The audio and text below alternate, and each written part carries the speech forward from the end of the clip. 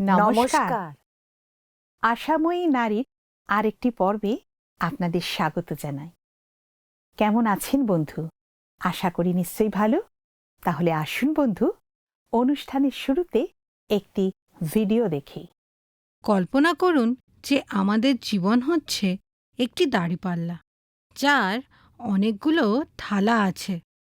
প্রতিটি থালা আমাদের জীবনের একটি বিশেষ দিকের প্রতীক, যেমন বন্ধুত্ব, পরিবার, মণ্ডলী, সামাজিক সেবা কাজ, আমাদের চাকরি, আমাদের শখ, আহ্লাদ এবং অন্যান্য দায়িত্ব।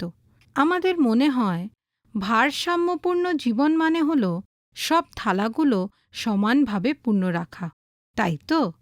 কিন্তু আসলে তা নয়। আমাদের নৈরাশ্যের বিষয় হলো যে যতই চেষ্টা করি না কেন, আমরা যেন কোনোভাবেই থালাগুলোকে ভারসাম্য বজায় রেখে পূর্ণ করে রাখতে পারি না। বিভিন্ন কারণে আমাদের থালাগুলো ভারসাম্য হারিয়ে ফেলতে পারে। হতে পারে পরিবারের কোনো সদস্যের কঠিন অসুখ ধরা পড়েছে, হয়তো আমরা অর্থনৈতিক সংকটের মধ্যে দিয়ে যেতে পারি, বা হতে পারে আমাদের ঘরে সদ্য একটি শিশুর জন্ম হয়েছে। হয়তো আমাদের কর্তৃপক্ষ আশা করেন যে কাজের ক্ষেত্রে আমরা আরও বেশি মনোযোগ বা সময় দেব, কিংবা আমাদের বৈবাহিক সম্পর্ক আগের মতন আর নেই। আমাদের থালাগুলোর ভারসাম্য বজায় রাখতে না পারার অক্ষমতা আমাদের মনে করিয়ে দেয় যে আমরা যেন নিজের কাছেই ব্যর্থ হচ্ছি, আর যাদেরকে আমরা কম সময় দিতে পারছি তাদের কাছেও আমরা ব্যর্থ হচ্ছি। এটা আমাদের হতাশ, ছোট, দুঃখিত এবং অসন্তুষ্টও করে তোলে। আমরা কি কখনো সবকিছু পেতে পারি? আমাদের কি সবকিছু থাকা প্রয়োজন? অথবা আমরা সত্যিকারের পূর্ণতা বা সন্তুষ্টি লাভ না করেই কি আমাদের জীবন কাটাবো?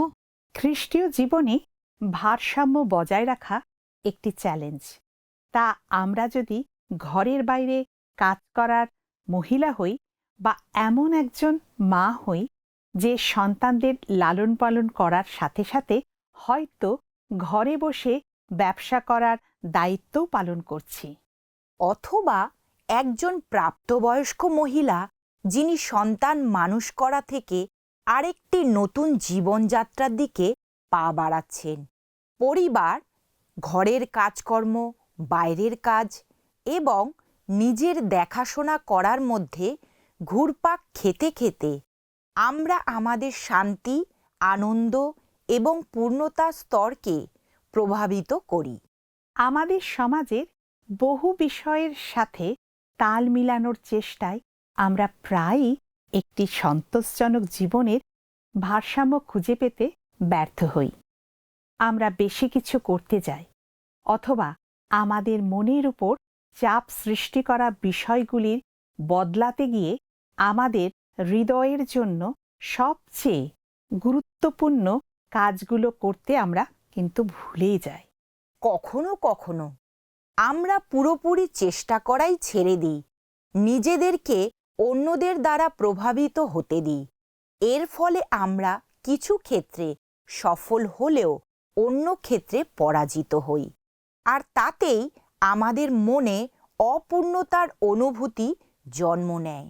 তাই আজ আমরা কথা বলবো কিভাবে একটি বাইবেল ভিত্তিক ভারসাম্যপূর্ণ জীবনযাপন করা যায়, যা একদিকে ঈশ্বরকে সন্তুষ্ট করে আর অন্যদিকে আমাদের নিজের জন্য পূর্ণতা এনে দেয়। আমার মনে হচ্ছে এটা একদিকে যেমন গভীর, অন্যদিকে তেমনই আকর্ষণীয় হবে। তার কারণ হলো যে এটা এমন একটা বিষয় যেটা নিয়ে আমরা সবাই কম বেশি সংগ্রাম করি। একদম, এই হলো ব্যাপার। অনেক মানুষ মনে করেন যে খ্রিস্টীয় জীবনযাত্রায় ভারসাম্য বজায় রাখা হচ্ছে শক্ত করে বাঁধা দড়ির উপর দিয়ে হাঁটা, এবং যাতে পড়ে না যেতে হয় সেই বিষয় সতর্ক থাকা। বহুবার আমার নিজের ঠিক এমনই মনে হয়েছে। করার মতো কত কিছু থাকে, আর কত কাজ করব বলেও করা হয়ে ওঠে না। অনেক সময়ে আমার ঘুম ভাঙে, আর সেই দিন আমাকে কি করতে হবে তার বিষয়ে আমি দুশ্চিন্তা করতে থাকি। আমি তোমার সঙ্গে একমত, কিন্তু এখানে অপূর্ব বিষয় হল ঈশ্বরের সঙ্গে জীবনের ভারসাম্য বজায় রাখা হচ্ছে একটা নাচের মতো। নাচের মতো? কি অদ্ভুত! হ্যাঁ, ঈশ্বর হচ্ছেন আমাদের প্রেমময় অংশীদার, এবং তিনি ধৈর্য এবং মৃদুভাবে আমাদের বলে দেন আমাদের কোন পথে এগোতে হবে। আসল কথা হল তার পথ অনুসরণ করা এবং প্রয়োজন অনুযায়ী আমাদের পদক্ষেপকে সংশোধন করা ও অন্যদিকে ঘুরিয়ে দেওয়া। ঈশ্বর চান না যে বিশ্রাম নেওয়া বা বিরতি নেওয়ার জন্য আমাদের মনে অপরাধবোধ জন্ম নিক। দেখো, কথাটা একদম ঠিক। শুধুমাত্র তার সাথেই আমরা সফল সম্পর্ক, ভালো শারীরিক স্বাস্থ্য, মানসিক সুস্থতা, উন্নত আর্থিক ব্যবস্থাপনা, কর্মজীবনে পূর্ণতা, ক্রমবর্ধমান শান্তি এবং আনন্দ ও চাপমুক্ত স্বাধীনতা অনুভব করতে পারি। সত্যি, যত বড় চিত্রই আমাদের লক্ষ্য হোক না কেন, তার ফলাফল আসে ছোট ছোট পদক্ষেপ নেওয়ার মাধ্যমে, যা ঈশ্বরের নেতৃত্ব, পুনর্দিশা বা নির্দেশনার জন্য শুনতে শুনতে আমাদের স্বভাবের সঙ্গে ঈশ্বরের স্বভাব মিলে যায়। দেখুন বন্ধু, আমরা যখন আমাদের জীবনযাত্রায় অগ্রসর হই, তখন আমাদের চূড়ান্ত লক্ষ্য হয় জীবনের প্রতিটি ক্ষেত্রে ঈশ্বরের উদ্দেশ্য পূরণ করা। আমাদের জীবনের জন্য ঈশ্বরের পরিকল্পনা ও ঈশ্বরের উদ্দেশ্য ও দর্শনের দিকে আমরা এগিয়ে যাই। তখন আমরা সব সময় প্রত্যাশা নিয়ে চলি এবং আমাদের জীবনের যাত্রায় কখনো আমরা একা থাকি না। সৌভাগ্যক্রমে ঈশ্বরের বাক্য আমাদের দেখায় যে কিভাবে আমরা খ্রিস্টীয় জীবনের ভারসাম্য অর্জন করতে এবং তা বজায় রাখতে পারি। আমাদের সিদ্ধান্ত এবং কৌশলগুলো অবশ্যই ঈশ্বরের নীতির সঙ্গে স্বাভাবিকভাবে যুক্ত থাকতে হবে। ঈশ্বর আমাদের মধ্যে যে ব্যক্তিত্ব বিশেষভাবে সৃষ্টি করেছেন এবং সেই উদ্দেশ্যগুলোর সঙ্গে যেগুলোর জন্য ঈশ্বর আমাদের এই জীবনের বিশেষ সময়ে আহ্বান করেছেন। দেখুন বন্ধু, হিতোপদেশ তার 16 অধ্যায় 9 পদে লেখা আছে, মনুষ্যের মন আপন আপন পথের বিষয়ে সংকল্প করে, কিন্তু সদাপ্রভু তাহার পাদবিক্ষেপ স্থির করেন। ঈশ্বর কেবল আমাদের স্রষ্টা নন, তিনি আমাদের সত্যের উৎস, আমাদের উদ্দেশ্য এবং আমাদের জীবনের বিশেষ পরিকল্পনারও উৎস তিনি। আমাদের প্রতিদিনের সিদ্ধান্তগুলো সবচেয়ে কার্যকারী হয় যখন সেগুলো আমাদের জীবনের প্রতিটি ক্ষেত্রে ঈশ্বরের ভালো এবং উদ্দেশ্যপূর্ণ ইচ্ছার উপর ভিত্তি করে নেওয়া হয়। ঈশ্বরের নীতিগুলো অনুসরণ করার উপর মনোযোগ দেওয়াই তার ইচ্ছার মধ্যে থাকতে আমাদের সাহায্য করে।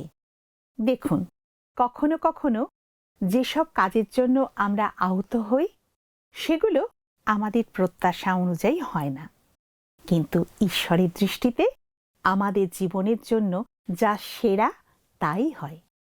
তাই আমাদের সময় ও শক্তি কিভাবে ব্যয় করব সে বিষয়ে তার কথা শোনা অবশ্যই গুরুত্বপূর্ণ, যাতে আমরা সঠিক ক্ষেত্রে ফলপ্রসূ হতে পারি। মথি তার 7 অধ্যায় 7 ও 8 পদ অনুযায়ী আমরা যখন যাচনা করি, অন্বেষণ করি, তখন আমাদের প্রয়োজন মতো উত্তর আমরা পাই। আমাদের পদক্ষেপ স্থির করার জন্য তার উপরে আমাদের নির্ভর করতে হবে। কিন্তু শুধু ঈশ্বর ও তার উদ্দেশ্যকে জানা যথেষ্ট নয়, নিজেদেরকেও জানা অবশ্যই দরকার। ইফিসীয় তার 2 অধ্যায় 10 পদে কি লেখা আছে জানেন? কারণ আমরা তাঁহারই রচনা, খ্রিস্ট যিশুতে বিবিধ সৎক্রিয়ার নিমিত্ত সৃষ্ট।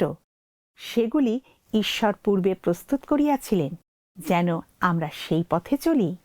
আমরা প্রত্যেকেই আলাদা, বিশেষ একটি ব্যক্তিত্ব, শক্তি, আগ্রহ, দক্ষতা ও নানা বৈশিষ্ট্য নিয়ে সৃষ্ট হয়েছি।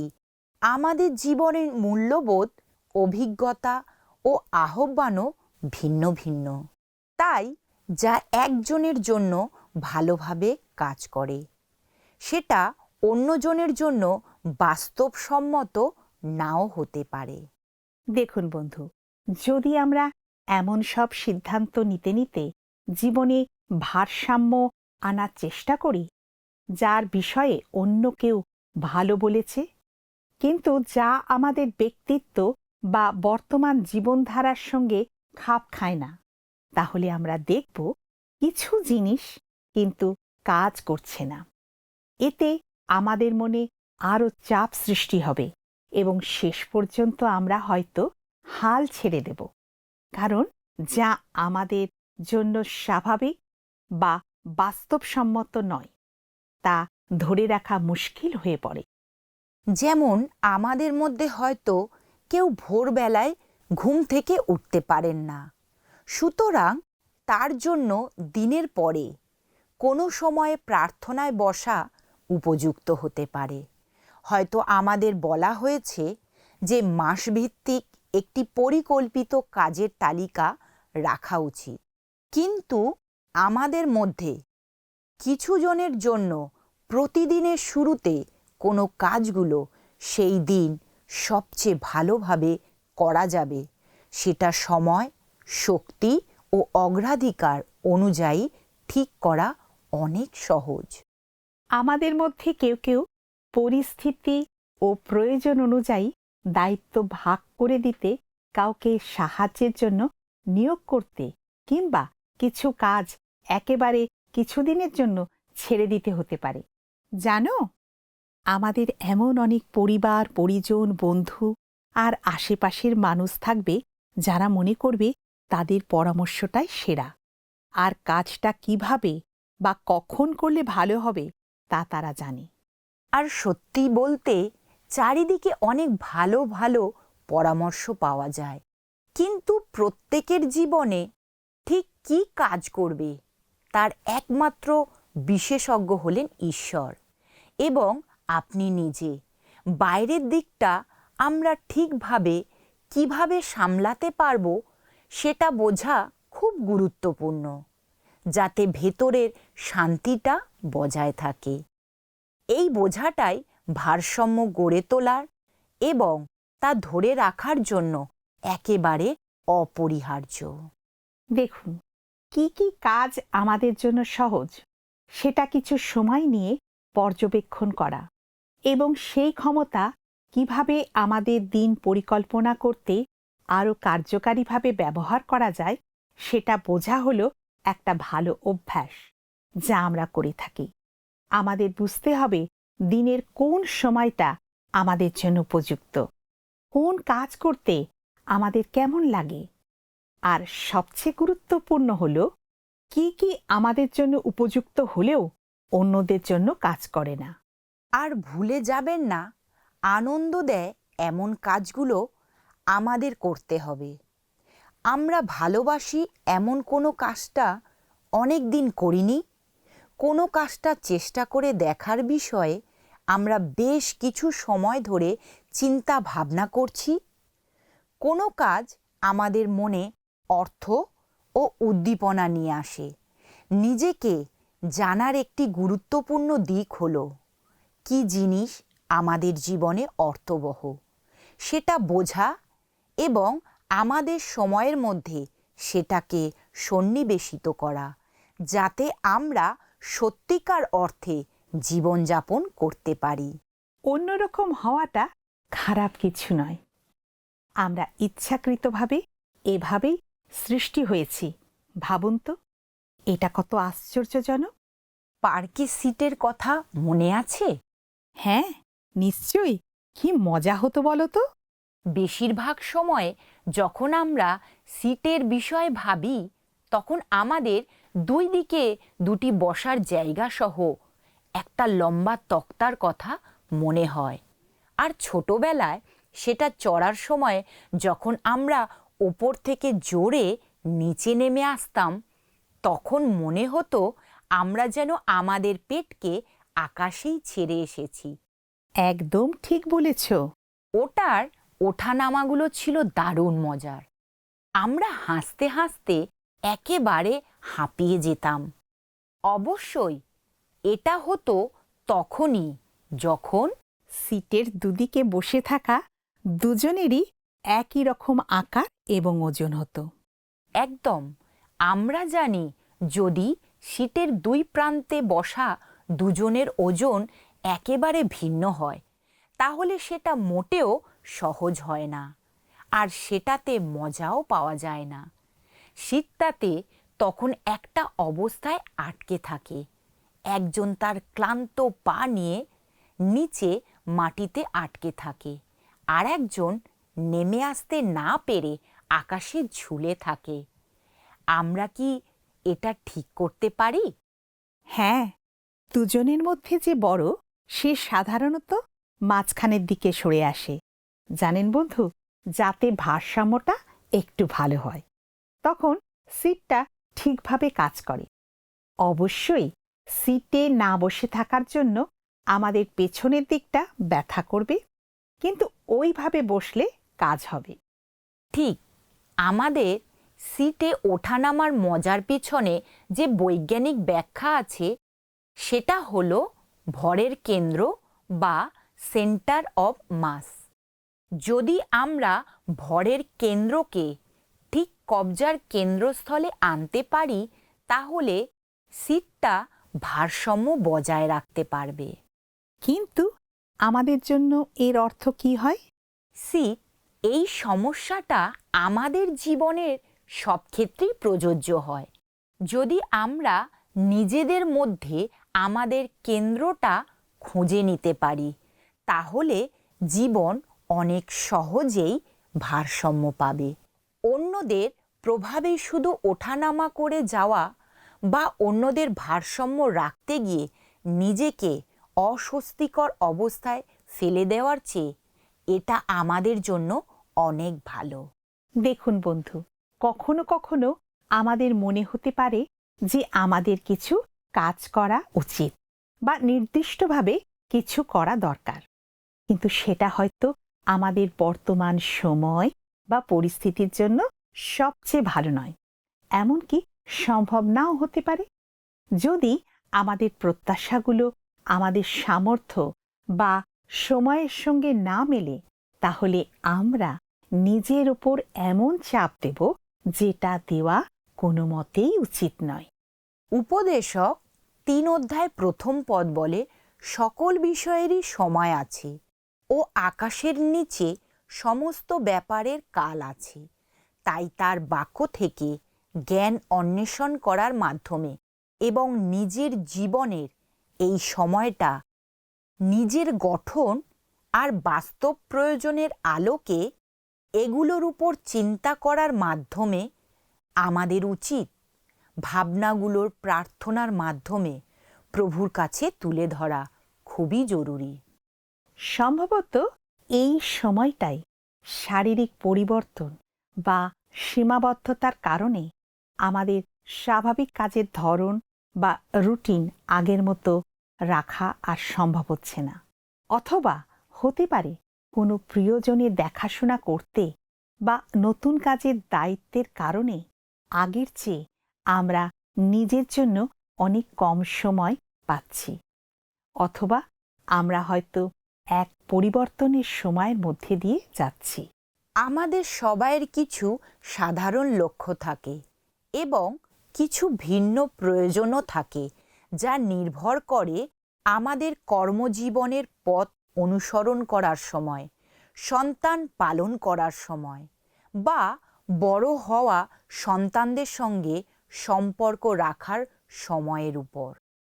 কিন্তু আমাদের জীবনযাত্রার ধাপ বা দায়িত্ব যাই হোক না কেন, ঈশ্বর আমাদের প্রতি দৃষ্টি রাখেন তিনি আমাদের কথা শোনেন এবং তিনি আমাদের সঙ্গে গমনাগমন করেন, যাতে আমরা জানতে পারি কিভাবে আমাদের সময় ও শক্তি সবচেয়ে ভালোভাবে ব্যয় করা যায়, যাতে তার জন্য আমাদের জীবন উদ্দেশ্যপূর্ণ হয়। যদিও আমরা হয়তো তার পরিকল্পনাটা স্পষ্টভাবে বুঝতে পারি না।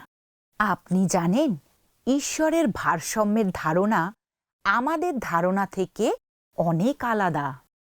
এ কথা কেন বলছো তুমি? ঈশ্বর কখনো আমাদের এমন জীবন প্রতিশ্রুতি দেননি যে আমাদের সব দায় দায়িত্ব সমান হবে। অনেক সময়ই তিনি একটি নির্দিষ্ট সময়ের জন্য আমাদের একটা থালা ভরে দেন এবং আমাদের জীবনের সেই এক নির্দিষ্ট ক্ষেত্রে বিপুল শক্তি দিতে বলেন। এটা কিন্তু সত্যি।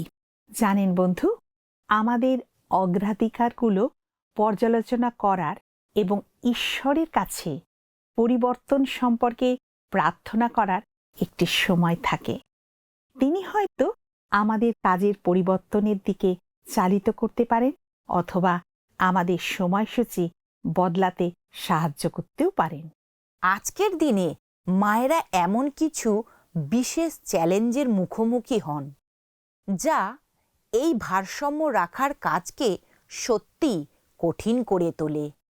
আমরা এমন এক জগতে চলাফেরা করছি যেখানে আছে সামাজিক মাধ্যম, প্রযুক্তির জটিলতা আর একটানা নিজেদের অন্যের সঙ্গে তুলনা করার চাপ। নিখুঁত মা হওয়ার চাপ এখন আগের যে কোনো সময়ের চেয়ে অনেক বেশি। আর যদি সব কিছু ঠিকঠাক না থাকে, তাহলে খুব সহজেই মনে হতে পারে যেন আমরা ব্যর্থ হচ্ছি। তার সঙ্গে যদি বিশ্বাসকে যোগ করি, তাহলে সেটাও মাঝে মাঝে আরেকটি বিষয় মনে হতে পারে যেখানে আমরা যথাযথভাবে কাজ করে উঠতে পারছি না। কিন্তু মনে রাখবেন বন্ধু, আপনি নিখুঁত হবেন, ঈশ্বর সেটাই চাইছেন না। তিনি চাইছেন আপনার হৃদয়। তিনি আমাদের সংগ্রাম, আমাদের ক্লান্তি আর আত্মিকভাবে বেড়ে ওঠার আকাঙ্ক্ষাগুলো সবই জানেন। আর তিনি আমাদের সঙ্গেই আছেন। আমাদের যাত্রার প্রতিটি পদক্ষেপে তার অনুগ্রহ আর শক্তি দান করছেন। আমি বিশ্বাস করি, দিন প্রার্থনা দিয়ে শুরু করলে, সেটা যদি খুব ছোটও হয়, তবু সেটা অনেক বড় পার্থক্য গড়ে তোলে। আমরা সবাই জানি সকালগুলো ব্যস্ত আর অগোছালো হতে পারে, কিন্তু যদি প্রার্থনা দিয়ে আমাদের দিন শুরু করি, তাহলে সেটা পুরো দিনের গতি ঠিক করে দিতে পারে। ঈশ্বরকে আমাদের দিনের কর্মসূচিতে আমন্ত্রণ জানানোর, আমাদের দিনটা তার হাতে সমর্পণ করার আর যে কোনো কাজেই তার উপস্থিতি ও পথনির্দেশ চাওয়ার এটা একটা সুযোগ। মথি তার 6 অধ্যায় 33 পদে লেখা আছে, কিন্তু তোমরা প্রথমে তাহার রাজ্য ও তাহার ধার্মিকতার বিষয়ে চেষ্টা করো, তাহা হইলে ওই সকল দ্রব্য তোমাদিগকে দেওয়া যাইবে। যখন আমরা প্রথমে ঈশ্বরের অন্বেষণ করি, তিনি প্রতিশ্রুতি দেন যে বাকিটা তিনি সামলে নেবেন। এর মানে এই নয় যে সব কিছু নিখুঁত হবে, কিন্তু এর মানে এই যে আমরা সব কিছু শান্ত মন আর সঠিক মনোভাব নিয়ে সামলাতে পারব। নিয়মিতভাবে ঈশ্বরের বাক্য পাঠ করার জন্য সময় বের করা আত্মিক বৃদ্ধির জন্য অপরিহার্য বিষয়। কিন্তু জীবন যখন ব্যস্ত হয়ে ওঠে, দীর্ঘ সময় ধরে বাইবেল খুলে বসে থাকার জন্য সময় বের করা প্রায় অসম্ভব মনে হতে পারে। তাহলে প্রতিদিন দীর্ঘ সময় বাইবেল অধ্যয়নের জন্য নিজেদের উপর চাপ না দিয়ে চলুন আমাদের জীবনে ছন্দের মধ্যে শাস্ত্রকে অন্তর্ভুক্ত করার উপায় খুঁজে বের করি। গীত সংগীতা 119-এর 105 পদ আমাদের মনে করিয়ে দেয়, তোমার বাক্য আমার চরণের প্রদীপ, আমার পথের আলো। ঈশ্বরের বাক্য হচ্ছে আমাদের পথপ্রদর্শক। এটি আমাদের জীবনের বড় এবং ছোট মুহূর্তগুলিতে পথ দেখানোর আলো হয়ে উঠুক। দেখুন বন্ধু, দ্বিতীয় বিবরণ তার 6 অধ্যায় 6-7 পদ বলে, আর এই যে সকল কথা আমি অদ্য তোমাকে আজ্ঞা করি তাহা তোমার হৃদয়ে থাকুক, আর তোমরা প্রত্যেকে আপন আপন সন্তানগণকে এ সকল যত্নপূর্বক শিক্ষা দিবে, এবং গৃহে বসিবার কিংবা পথে চলিবার সময়ে এবং শয়ন কিংবা গাত্রোত্থানকালে ওই সমস্তের কথোপকথন করিবে। ইব্রিয় 10 অধ্যায় 24-25 পদ আমাদের মনে করিয়ে দেয় অন্য বিশ্বাসীদের সাথে একত্র হওয়া কতটা গুরুত্বপূর্ণ, এবং আইসো আমরা পরস্পর মনোযোগ করি যেন প্রেমে ও সৎক্রিয়ার সম্বন্ধে পরস্পরকে উদ্দীপিত করিয়া তুলিতে পারি, এবং আপনারা সমাজে সভাস্থ হওয়া পরিত্যাগ না করে যেমন কাহারও কাহারও অভ্যাস, বরং পরস্পরকে চেতনা দিই। আর তোমরা সেই দিন যত অধিক সন্নিকট হইতে দেখিতেছ, ততই যেন অধিক এ বিষয়ে তৎপর হই। জানেন বন্ধু, প্রথম থিসলনিকীয় 5 অধ্যায় 16 এবং 18 পদ কি বলে? সতত আনন্দ করো, অবিরত প্রার্থনা করো, সর্ববিষয়ে ধন্যবাদ করো, কারণ খ্রিস্ট যিশুতে ইহাই তোমাদের উদ্দেশ্যে ঈশ্বরের ইচ্ছা। তাহলে আসুন বন্ধু, আমরা প্রার্থনায় যাই, যেন যে বিষয়গুলো আজকে আমরা শিখলাম সেটি যেন আমাদের অন্তরে থাকে। প্রার্থনা করি। প্রিয়তম প্রভু যীশু, তোমায় ধন্যবাদ দিই তোমার সুন্দর বাক্যের জন্য। প্রভু, এই বাক্য যেন আমরা প্রত্যেকে মনে রাখতে পারি, সেই মতো চলতে পারি, কারণ তোমার বাক্যই আমাদেরকে পথ দেখায়। আর আজকে যত বন্ধু রয়েছেন যারা আজকে এই অনুষ্ঠান দেখেছেন, তুমি তাদের প্রত্যেককে আশীর্বাদ করো। কেউ যদি হতাশার মধ্যে থাকে, নিরাশার মধ্যে থাকে, দুঃখের মধ্যে থাকে, কষ্টের মধ্যে থাকে, বা রোগ যন্ত্রণার মধ্যে থাকে, প্রভু তুমি বিশেষ করে আশীর্বাদ করো, তাদেরকে স্পর্শ করো, অনুগ্রহ করো, যেন তোমার আশীর্বাদ এবং তোমার স্পর্শ লাভ করে তারা যেন প্রভু তোমার গৌরব করতে পারে। আমাদের দেহ মন আত্মা প্রাণকে তোমার হাতে সমর্পণ করি। এই প্রার্থনা ত্রাণকর্তা খ্রিস্ট যিশু তোমার নামে চাইলাম, দয়া করে শ্রবণ ও গ্রাহ্য করো। আমেন। আজকে আমাদের সঙ্গে যোগ দেওয়ার জন্য ধন্যবাদ দিই। আগামী সপ্তাহে আবার আমাদের সাক্ষাৎ হবে। আর ফোনে নিশ্চয়ই যোগাযোগ রাখবেন, আর মিস কল নম্বরে একটি মিসড কল অবশ্যই দেবেন। নমস্কার। আসুন বন্ধু, প্রশ্ন উত্তরে আসি। গত সপ্তাহের প্রশ্নের উত্তর অপশন বি 365 বার। আজকের প্রশ্ন, তোমার বাক্য আমার চরণের প্রদীপ, কোথায় লেখা আছে? Option A Johan, B Hitopadesha, C গীত সংগীতা। তাহলে বন্ধু, এই প্রশ্নের উত্তর আগামীকাল অপশন এ, বি, সি সহকারে 9433497235 এই নম্বরে SMS বা হোয়াটসঅ্যাপে পাঠাবেন।